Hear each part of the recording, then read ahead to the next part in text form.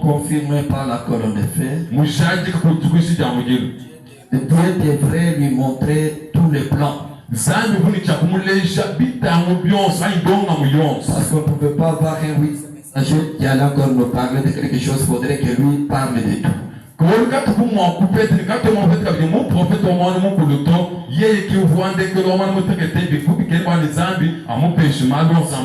révèle ce qui se trouve dans les 5e psaume. Pourquoi il nous a révélé ce qui se trouve dans les 5e psaume.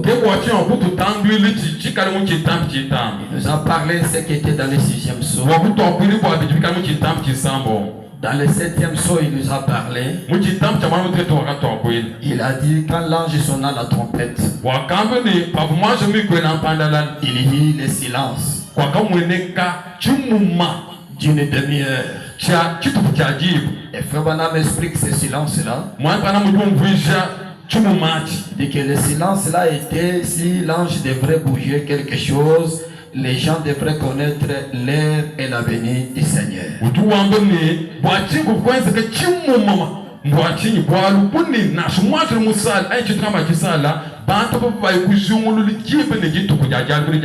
Quand tu parles de 7e psaume, il dit que j'avais senti les coups de tonnerre.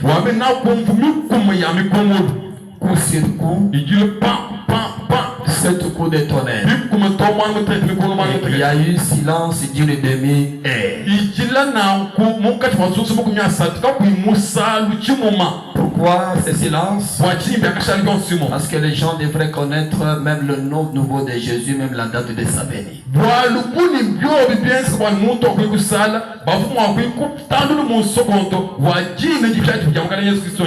Lui étant prophète, il a vu le tout.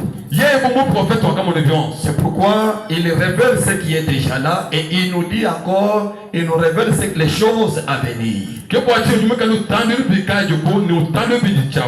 Donc c'est pour vous dire que, à ce qui concerne cette tonnerre, selon William Branham, donc il a vu de loin et ça s'est passé dans une grande vitesse. Il a vu cela de loin étant prophète. Et il a dit, je ne sais même pas qu'est-ce que c'est. Je ne sais même pas comment déchiffrer. C'est quelque chose que j'ai vu de loin et qui s'est passé trop vite. Donc étant prophète, il allait tout voir. Mais nous qui croyons ce message, nous croyons que vraiment les 7 choses sont ouvertes par le prophète William Branham. Mais nous ne sommes pas dans le 7e psaume. Bien que nous avons la révélation des 7e psaume, mais nous ne vivons pas dans le 7e psaume. Mais jusque-là, c'est la continuité des 4e psaume qui va prendre fin avec l'enlèvement de l'épouse.